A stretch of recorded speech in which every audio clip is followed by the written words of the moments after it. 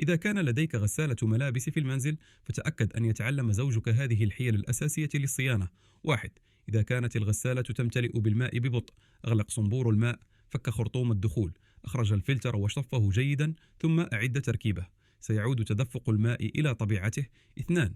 إذا كانت الغسالة تملأ وتفرغ الماء في نفس الوقت، أمل الغسالة للخلف، أزل الغطاء الخلفي، افتح مجموعة التصريف ونظف أي شيء يسبب انسدادا. 3.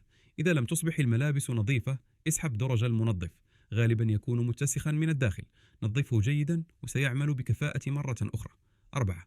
إذا لم تعمل الغسالة نهائيا، افتح الغطاء العلوي، حدد مكان الفيوز واستبدله بآخر جديد، غالبا تحل المشكلة بهذه الطريقة. 5. إذا لم يفتح باب الغسالة الأوتوماتيك، افتح الغطاء الصغير في الأسفل جهة اليمين، اسحب سلك الفتح الطارئ وسيفتح الباب فورا. 6.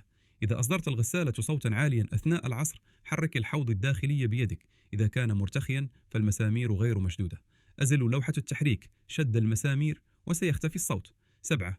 إذا كانت الغسالة تغسل بشكل طبيعي لكنها لا تعصر، افصلها عن الكهرباء، أزل الغطاء العلوي وافحص مفتاح الغطاء، قم بصنفرته قليلا أو استبداله وسيعمل العصر من جديد. 8. إذا لم تنظف الغسالة لفترة طويلة، تصبح أكثر اتساخا من المرحاض، انقع منشفة في الخل الأبيض، ضعها في الغسالة وشغل دورة عصر، ثم أضف بيكربونات الصوديوم وشغل دورة غسيل، ستخرج كل الأوساخ المتراكمة. هل تعلمت هذه الحيل المنزلية العملية؟